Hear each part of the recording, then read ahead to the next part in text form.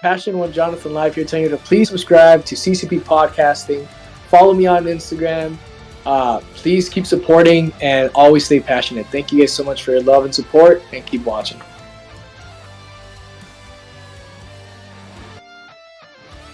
What is happening, friends of CCP Podcasting? Welcome to a very special edition. I mean, I don't even know what to call this show, JB. This is the HOC. Excuse me. We'll try that one again.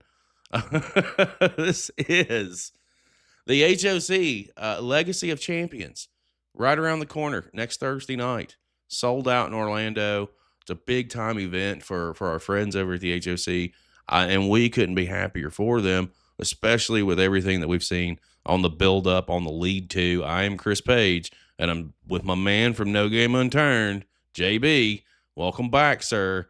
We've got a lot to discuss with Legacy right around the corner. We just wrapped what was arguably the most chaotic night in the HOC I think I've ever seen at No Escape.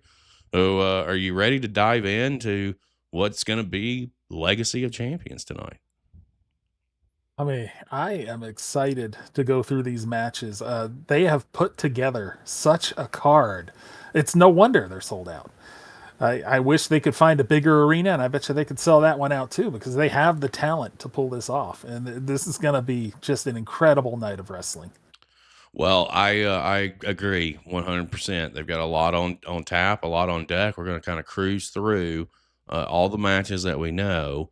And I do know that there's obviously some people attached to the show that I'm not familiar with, that I haven't seen before. So if I butcher names or if I don't mention names, it's not because it's a personal thing. It's just because I don't know you and it's not on the graphic. So it's just one of those things. Let's dive in. If you guys are ready to rock and roll, we've got the first match I want to talk about, JB, is one that's really on my radar. It is what they're calling the Future Champions Battle Royal, which has got we've got Gage Holloway involved in the mix. We got Hunter Adams involved in the mix. Those are the only names that I know for sure off the top of my head. But it looks like we're looking at 7 people. It looks like Dancing Dave? Is that his name? The Raven Dave, or I'm not sure what the rave guy is that always the party guy. The dance guy. Oh yeah, Dancing Dave. It may not be Dave. I'm sorry again. But this is going to be a pretty big deal. All these guys have been working their butts off, and they're going to get the opportunity to debut at the biggest show for the HOC. And I really know, at least from like Gage's perspective, how excited he is for this opportunity and what it looks like for him. We had a chance to talk last weekend about it, and I really am excited to see all of these cats, because these are the futures of the HOC. This is going to be our first time taking a look at them. It's going to be our first time getting to see them actually in ring and not clips. I'm stoked. I think that all of these kids are going to show up and show out. And for a battle royal, it's an easy way to get some ring time, and it's an easy way to get some experience in front of a live crowd, which is that's the name of the game. So there's 7 people involved in this thing, JB. I didn't send you graphics, so you have to look at the stream to see the faces attached to it. So what are you thinking about this big battle royal? I mean, this is a great moment for them. I think, in a battle royal, you can pull off so many amazing moments where you have those near eliminations. You have those, return to the ring, skin the cat. You can have so many big moments in a match like this, and moments that the fans will remember. So it's great that they're getting this shot, and I'm excited, especially for Gage. I think I'm mostly pumped up for him, and I'm hoping he'll do well in it. I am too. I'm not going to make a prediction on this, because I think we're all going to be winners here, especially those of us who have not seen what these guys are capable of. Again, clips are one thing, but seeing them all in the ring and getting this opportunity and to do it at the first show that's not at the House of Champions, I think it's going to be something that's special for them. And I think it's going to be something that they're going to remember. And that's the name of the game. And the HOC tends to make memories, and they make moments, as we've seen over the last year that we've been following along and keeping up with them and seeing what's happening. But I'm definitely stoked. Big shout out to everybody involved in this. I know that you all have been working your butts off to make this happen and to get this opportunity. And we know you guys are going to deliver, and you're going to crush it. And ultimately, that's all that matters. The first next match, I'm going to say the first match that we'll talk about here, is one that we've seen play out. We saw, earlier on, chaos night, if you will, no escape. Street God lays out Slade Porter again. And what we found out during the midst of this thing is apparently this is a match that Porter has to pretty much abide by whatever Street God says.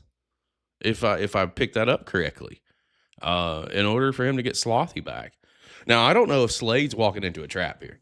I feel like he kind of might be. Street God has definitely been in control of this whole situation and manipulated this whole situation since day one, which makes him dangerous. And what we don't know is what is he capable of inside the ring in a one-on-one setting, because I don't think I've ever seen it. And he's going to get this opportunity coming in with a chip on his shoulder against Slade Porter. Brother, look out. Like, you talk about a story that has hooked not only the HOC, but our audience as well, since we've fallen into what's been going on here. The Slothy bit has been at the forefront, and now we know Street God is the individual who was behind it. You've followed along with this story since we've been watching the HOC. So I'm very interested to hear what you have to say about Slade Porter and Street God. I would say the search for Slothy took a very dark turn when Street God came into it. These are former partners, former allies. Street God blames Slade for what's happened with his family getting put in jail.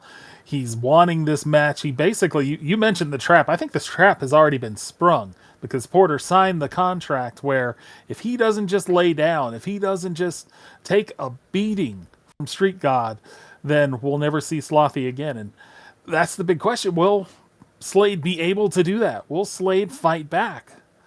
He wants Slothy back. His whole mission for a year has been to get Slothy back. And to do it, he may have to sacrifice himself. Do you think he's going to do that? He signed the contract. I think, but it just depends on. It depends on if Street God overplays his hand. That's what I'm thinking. If Street God says something like "get up" or "fight back" and give Slade the opportunity, then we'll see. But I think that Slade's going to take a beating for sure. I'm definitely interested. I think that these two have a pretty big opportunity in front of them. They're coming into this thing with a really, really long-term story that has invested the audiences. So it's a pretty big deal, and I think when they take center stage, that they're gonna deliver, because again, the entire ride so far with the story has been so well done. All the way through the reveal of it being, Street God being behind it, the maliciousness and the sheer viciousness and the side that Street God is showing. I think it's great. I think it's great for his character, and I think it's great for what he's going to be able to do in the future. Now, what I don't know is how this shakes, and if it's me, you have a really big opportunity here to utilize the stipulation to Street God's advantage and give him a win. And I think coming out of it would be a bigger situation for him. Opposite Slade. Slade pulls the W, then we got to get Slothy back. That's all there is to it. There's no ifs, ands, or buts about it. It's got to happen. Now, will it happen? That's the thing. And if Street God has Slothy, and if I'm Slade, I'm demanding proof that there's already not been some shenanigans afoot with Slothy, so I know that my bud's okay. But I know that everybody's looking forward to it. We're looking forward to it. I know I can't wait to see it when it happens, man. It's going to be one of those matches that it's going to be entertaining, and it's going to be good. There's just no doubt about it. One of your other matches that we saw that took an evolution, if you will, at No Escape is the story with Casey Rocker and Destin. This thing has been brewing for months and months and months, and now it's coming to a head at Legacy of Champions. Falls count anywhere. JB, take it away. that one is just going to be all over the place. I wouldn't be surprised if it starts in the back and then comes out towards the ring. But these two, I mean, they're young guns. They've been putting on showcase matches, and you can just tell that Rocker just has a problem with the way people look at Destin, and a little jealousy. He has a grudge, maybe just from that. I think just some jealousy there. And, I mean, he's got a huge chip on his shoulder going into this, but Destin just wants to get his hands on KC. Now he's got his chance to do so. No count out, no DQ. This is going to be all over the place. I mean, it's going to be exciting, and I'm just hopeful that they both come through it in one piece. Well, I think if you're KC, you're sitting pretty here. You've got an experience edge. You've got a lot more on your side of the equation than Destin does. And in this situation, does experience play the final card? I think it does. In Destin's case, I think that he's coming into this thing, with a lot to prove. He's wanting to get his hands on KC Rocker. At No Escape, I saw Destin kind of kick it into another gear. It was impressive to see. Like, he's scrapping. It's a throwdown if there ever was. And for the last several months, KC has avoided and kind of gotten out of harm's way. Well, there is no getting out of harm's way on the 11th of December. And these guys have a whole theater at their disposal to get in there and make some things happen. I don't know what to expect. I know that I don't think it's going to stay in the ring at all, and nor should it. I don't know where it's going to go. But for the fans' sake, I hope you get out of the way, because there's some animosity here, and it's going to lead to what I feel is going to be a monumental clash. It's either going to be a moment where Destin solidifies himself and takes it to a different level and a different gear, or he's going to fall victim to the sheer experience alone that KC brings to the table. In my opinion, what are you thinking on that side of the coin? I'm thinking that, KC Rocker might have something planned. I could see him having an ace up his sleeve. He comes into this one that Destin maybe wouldn't be expecting. So that might be the way that Rocker gets the victory. If he has something arranged that Destin won't be expecting. But again, it depends on where the fight goes. Very good point, man. Very good point. And, speaking of fights, speaking of brothers sometimes fight, and that's what's on deck with Big Boy Patty and Kid Koota. Patty showed up at No Escape. Koota showed up at No Escape, hurled Patty back in the ring for Reese to roll up and get the win. And after the match, man, Patty laid a vicious beat down. Big Boy Patty's got a big chip on his shoulder.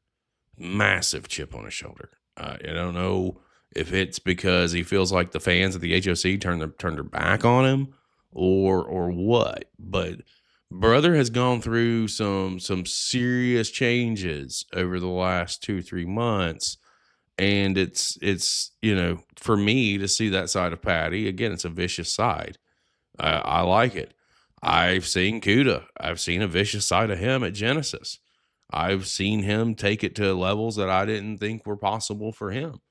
So this one's going to be tough, and it's going to be, I feel, the word strong style comes to mind, and I feel like these two are going to be hitting hard and heavy, and it's going to be very personal between these two. One of these cats is going to come out with a win. The other one's is going to leave with a loss. Where's your head at with it?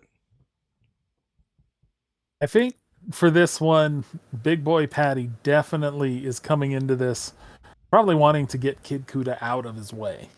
Because Big Boy Patty feels like he should be back at the top of the HOC again. And his new attitude has just fired him up. I think Kid Koota, he is a great fighter. He will be in there. He will be giving Big Boy Patty everything he's got.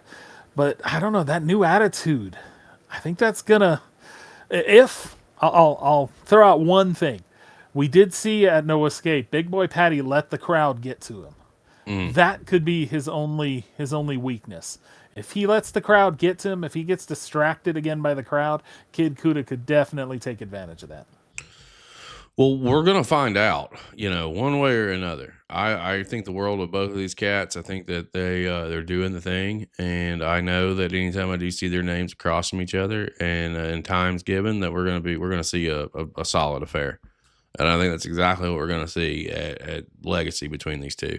I think that they've both got something to prove. And I think that they're coming to do just that. The first Legacy match that we're going to talk about, JB, is the Women's Championship match. Ivy Mercer coming in as the HOC Women's Champion, and there are 7 people. Excuse me. Let me make sure I count correctly. 1, 2, 3, 4, 5. There are 6 here in the Women's Legacy match. 6 women, all biting for one opportunity to leave with the HOC Women's Championship. Now, I am a firm believer that, one opponent's tough enough. In some form or fashion, there are 5 challengers here for Ivy. Doesn't look good if I'm the HOC Women's Champion. What are your thoughts coming into this? And I know that we're not really, keen on the rule structure of a Legacy match. But if you had to wager a guess, do you think Ivy's leaving with the belt here? I think the odds are against her. I mean, that's just how a multi-person match goes. When you're the champion, anything can happen. Again, it depends on the rules, but if she can lose that title without being involved in the decision, that's pretty huge. And I mean, you got Alyssa in there who showed that she will do anything. She got herself into this match. So I think that's going to probably be what happens, that Alyssa is going to be just looking for any opportunity to steal away that championship that she thinks she rightfully deserves, even if nobody else does. I'm here for this. If there was a time for there to pull a switcheroo and a champion not being involved in a decision, this is the match for it. 100% the match for it. There's options here. Alyssa is the only person that I see as the front runner outside of Ivy. Now, we could easily see anything happen here and it shake the foundation of the women's division with the HOC. I think that's for me, kind of one of the enticing things behind this match, because I could see Ivy pulling the win and defying the odds, because that's what she's done since winning the championship. You have to remember, when she came into the inaugural women's championship match, I don't think she had won a match. That was her first win. And it was obviously for the championship. She's been on a roll since. She can maintain the momentum, but this is going to be tough. This is going to be tough for any champion to go in with the belt and leave with the belt.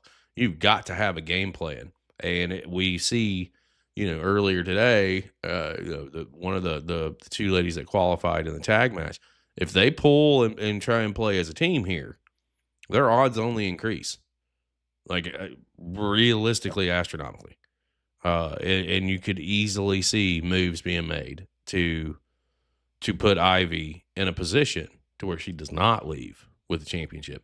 A lot of speculation with this one, and it's got my attention for sure. Another one, JB. This match came out today. It was announced earlier today. And when I say earlier today, I'm talking about December the 1st, because that's when we're filming this. Triple threat match. Jamie Stanley, Bowen, and AEW's Kaun they're going to hook it up in Orlando, triple threat style, no disqualification, pin to win, submission style, got the whole deal going on. I think that this is a great showcase match to get a name talent with one of the feds to come in and work a show is great for several fronts, not just for the fans in attendance, but mainly and more importantly for the students behind the scenes. They'll have an opportunity to pick this guy's brain. They'll have an opportunity to sit down and just ask questions and absorb information. And I think that is really cool, and really just, another piece of what makes the HOC stand out a little bit is because it is the little extras that they do to make sure that the students that are there get opportunities to talk to people and pick brains of people that they may not get elsewhere. And I think that that's an interesting trait here. But when it comes down to it, I would love to see Bowen pick up the win here. And I'm gonna tell you why. Is because brother needs it. As far as in singles action, if he was to come in and he doesn't have the best record in the HOC, but you can change that with a big match like this and pulling the win in a triple threat match. There's many possible avenues to go down to get that and make that happen. But I would love to see Bowen pull the dub. JB, where are you at with this? And what do you think about them pulling Kaun from AEW to get on the show and participate? I love it. I love that they're bringing in name talent to compete with these young stars who, can only benefit. And Bowen, I mean, this is his chance to shine. He's going to learn. He's going to get to go against two all-star talents. And yeah, I hope he gets the victory here. He looked great against Mo Malik and against GMJ at No Escape. And I'd love to see him continue that. This is a guy who likes to fight. He's getting his fight here today. And there's just that hope that he can pull it off. Maybe, take down Stanley and get that victory and propel himself forward. I mean, that would just immediately make him a contender if he can get that victory. I agree 100%. But Jamie Stanley's been on fire in the HOC. He's one that you can't look past under any circumstance. He always seems to be able to persevere and find the win and be able to pull it out. This is another situation for him too. If he was to pull the dub here, like, come on, you can't stop. You can't argue. Like if he was to say, hey man, I want to get a shot at this belt because he's unbeaten. He's undefeated. In singles, from what I've seen over the last year, and the wild card is Kaun. What is he going to be able to do here, and what can he bring to the table? Now with Bowen and Stanley, there's been some back and forth between these two. Not at No Escape, but the show prior to, I believe, is when Stanley had interrupted Bowen, or it may have been a show prior to that. So there's already a little turmoil there between these two. And Kaun is definitely smart enough to work that to his advantage if he needs to. If he comes in and lays them out here and pulls the dub, I mean, if you're Jamie Stanley or if you're Bowen, it's not looking too good for you. So he is the ultimate wild card here, in just my opinion. What are you thinking about that piece of it? Oh, I mean, like you said, though, I mean, anyone who gets the victory here, I mean, if it's Bowen or Stanley, they're in the contendership. Kaun, people will say, "Oh, the AEW guy won," so I'm a big fan of him, but all right. I hear you. I feel you. The main event. It is indeed the men's legacy match for the heavyweight championship down at the HOC. We know that we've got Mo Malik. We know we've got Kid Koota. There's a gentleman in here that I'm not familiar with, and I do apologize, sir. We've got GMJ. It looks like we've got Max Danziger. We got Reese Maddox. We got Baracco. And, of course, we have, the resident Dingleberry in the mix as well. This is one of those situations for me where I definitely want the champion to come out on the losing end. I think that it's got to happen here. But I don't think it's Kid Koota. I think that there's obviously some things happening as he was pulled under the ring at No Escape and came out with a clown mask on. I feel like whatever's going on there is going to detract him from this match. Mo Malik is who I got my eye on. I think that Mo's got a really good shot here. I also think GMJ does too. For GMJ to win the championship at the biggest show of the year, and it's a pretty big story. He's been circling the wagon for the last year as far as getting to the championship. It could be his biggest opportunity, and for Max Danziger, the other piece of this equation is while yes he's in this match, he also has a briefcase. So what happens if someone does pull a win? Danziger is right there to cash in. There's a lot of things that can happen here. Reese Maddox, wild card, because brother's got all the tools to make anything happen. Baracco, again, another one that you cannot look past at all. This field is stacked. It's loaded, and any one of these cats could walk away with the championship. I'm interested in this, and I'm invested in this. Anybody but Enos is the hashtag that we're going with. Where are you at, JB? And what do you think about these 8 guys taking center stage in the biggest show of the HOC's year, and it being the first show outside of the HOC?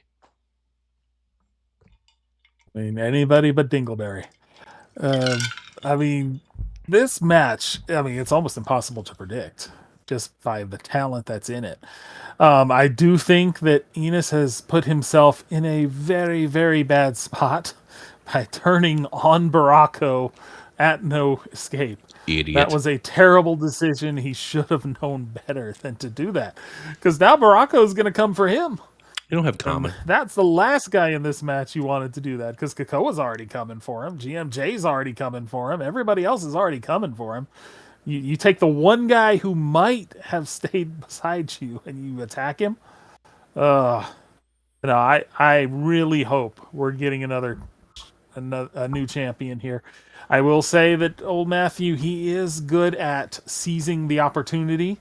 So, I mean, I wouldn't completely rule him out, but here's hoping that we have a new champion, that we have someone like Reese or GMJ get that title win. And then you brought up Max, I mean, that would be incredible.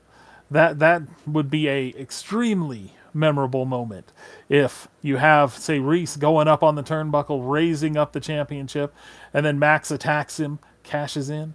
I mean, well, it works. Yeah, that would be amazing. It works in several fronts. For me, if that's the direction that ends up happening, I think Mo needs to pull the win, because there's way more story with Mo and Max. To have Mo pull the dub and Max yank the rug out from under him, because that's about what's happened every step of the way. You go back to the ladder match. Who was climbing the ladder and who was about to grab the briefcase? It was Mo. And who cut him off? Max with a chair. So at every turn, Max has kind of been there and just kind of taken the what would be spoils away from Mo. But then on the backside of that too, I could see GMJ pulling it too. GMJ, I think, is arguably one of the biggest baby faces there at the HOC. Mm-hmm. And you pull something like that with Max and GMJ, you have another ready-made feud to come off of and roll into. But I mean, there's so many directions that can happen here that none of them I don't think are wrong. Unless it's with Dingleberry leaving with the championship. That's totally wrong. That's like literally the worst thing that could happen in my world anyway, because in a world where he holds the title, it's just like, what are we doing? You know? Well, and they've set up something else that is now possible with Enos turning on Baracco. What if Baracco wins the championship? And you've got that built where Enos has to come after him for the title. So that is another possibility that is open. So I mean, this was wide open. Mm-hmm. Anybody in this could win the title. I don't know, man. I truly don't know. I know one thing. I do know this, that it is going to be a special night. These guys have worked really hard for it and have done so much work to make it to this point that it is fantastic to see. At the end of the day, it doesn't matter who leaves with championships. It doesn't matter who leaves, winning and losing. None of that matters. What matters is the paying consumer. I guarantee you, these guys, when the fans that show up for the show, are going to leave more than satisfied. They've always delivered on every big PLE. The ring work has been great. The storytelling is good. The hooks are there. I don't expect this to be anything less than. And if anything, I expect the ante to be upped, because while they've done all of their stuff at the HOC, we know we've touched on it a lot tonight, This is outside of that. So this is the first time that these guys and girls are going to get the opportunity to be in a building outside of where they train. And for them, this is huge. Like it is the next level, if you will. And it is something that they again have worked really, really hard for. So we are looking forward to seeing the show, and I will be there with the better half. We're gonna take a trip down to Orlando because we can't miss this. This is something that's so special for them that I want to, if I'm tucked away in the top row or the nosebleed, if there is, it's still going to be special. It's still going to be legitimately a special night. What would you like to say, JB, about Legacy, about what we've talked about here tonight, and anything you'd like to say to the peoples before we go ahead and get out of here? I would say it's a huge night for House of Champions. I would say Legacy of Champions. I'd normally say you need to get out there. You need to get your tickets for this show. You can't miss this show. But if you haven't gotten your tickets yet, it's too late. They are sold out. So hopefully, for me at least, I'll get to see it at some point. But I am a little envious. You're going to get to be there live. This is going to be a tremendous show. House of Champions is putting on some great stuff down there in Florida.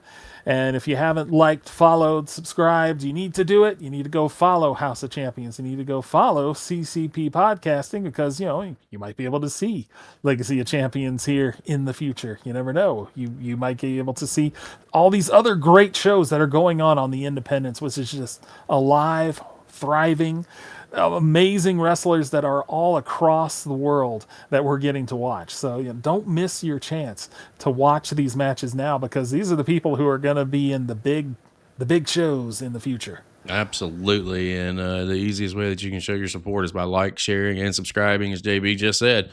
And the House of Champions, it is super simple. It is across social media platforms. I think it's Facebook, Instagram, and YouTube. It's the HOC_pro. And for JB, it's at No Game Unturned. He doesn't plug it. I do.